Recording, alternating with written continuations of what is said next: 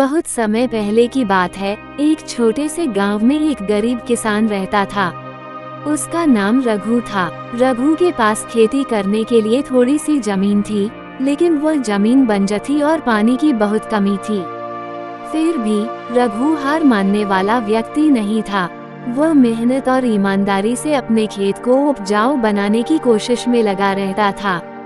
रघु के पास न तो महंगे औजार थे, न ही कोई जानवर जिससे वह खेती कर सके, पर उसके पास एक अनमोल चीज थी, उसकी लगन और धैर्य।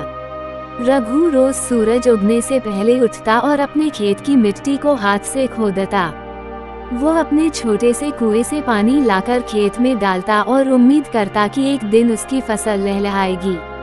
वो कई सालों से इसी तरह मेहनत कर रहा था, परंतु बंजर भूमि और पानी की कमी के कारण उसकी मेहनत का कोई फल नहीं मिल पा रहा था। गांव वाले उसे देखकर हंसते और कहते, अरे रघु, तू बेकार में मेहनत कर रहा है। ये जमीन तुझे कभी कुछ नहीं देगी। क्यों अपना समय बर्बाद कर रहा है? पर रघु किसी की बात पर ध्यान नहीं देता था। उसे अपने मेहनत पर भरोसा था। वह सोचता था कि अगर मेहनत सच्ची हो तो एक दिन उसका फल जरूर मिलता है। एक दिन की बात है, जब रघु अपने खेत में काम कर रहा था तो उसे अचानक खेत की मिट्टी में कुछ चमकता हुआ दिखाई दिया। वह हैरान हो गया और पास जाकर देखा कि वहाँ एक पुरानी सी तांबे की मटकी दबी हुई थी।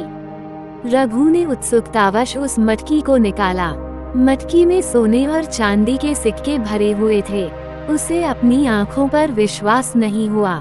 ये तो किसी ने भी नहीं सोचा था कि उसकी बंजर जमीन के नीचे इतनी बड़ी दौलत छुपी होगी। रघु ने सोचा, ये दौलत मेरे लिए ईश्वर का वरदान है, परंतु इसका उपयोग मुझे बुद्धिमानी से करना चाहिए।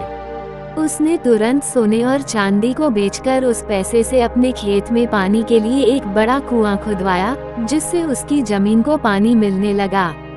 इसके बाद उसने अच्छे बीज खरीदकर अपने खेत में बो दिए और फिर से मेहनत शुरू कर दी। अब रघु की फसल धीरे धीरे लहलहाने लगी। उसकी मेहनत रंग लाने लगी थी। उसकी फसल इतनी अच्छी हुई कि वो पूरे गांव में मशहूर हो गया। लोग उसकी तारीफ करने लगे और कहते, रघु ने साबित कर दिया कि मेहनत कभी बेकार नहीं जाती। जब उसकी फसल पक गई तो उसने उसे बेचकर अच्छा खासा धन कमाया। अब वो गरीब नहीं रहा, बल्कि गांव के सबसे संपन्न लोगों में से एक बन गया। उसने अपनी जमीन को उपजाऊ बनाने के साथ साथ गांव के और किसानों की भी मदद की। वो हमेशा दूसरों को भी प्रेरित करता कि मेहनत और धैर्य का साथ कभी नहीं छोड़ना चाहिए। कुछ समय बाद गांव में अकाल पड़ा। बारिश नहीं होने के कारण गांव के बाकी किसानों की फसलें बर्बाद हो गईं। लोग परेशान हो गए कि अब कैसे जीवन यापन करेंगे। उस समय रघु ने अपने बड़े दिल का परिचय दिया। उसने अपने कुएं से सब किसानों को पानी दिया और उन्हें अपने अनुभव से सिखाया कि कैसे कठिन समय में भी फसलें बचाई जा सकती हैं।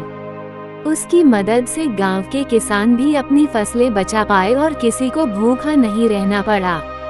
रघु की दरियादिली और मेहनत का गांव में सब लोग आदर करने लगे।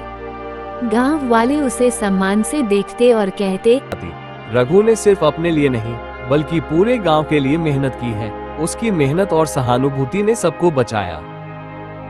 एक दिन रघु से गांव के कुछ युवा किसान मिलने आए। उन्होंने कहा, हमने आपसे बहुत कुछ सीखा है, लेकिन एक बात समझ नहीं आ रही। जब आपको पता था कि आपकी जमीन बंजर है, तब भी आपने हार क्यों नहीं मानी?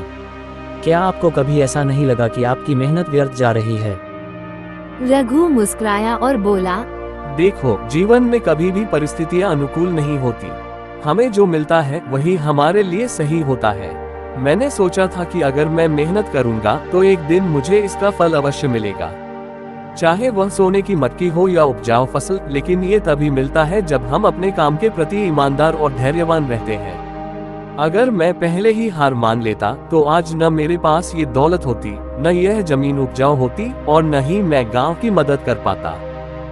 रघु की बातें सुनकर युवा किसानों को समझ में आ गया कि सफलता का रास्ता केवल मेहनत और धैर्य से होकर गुजरता है।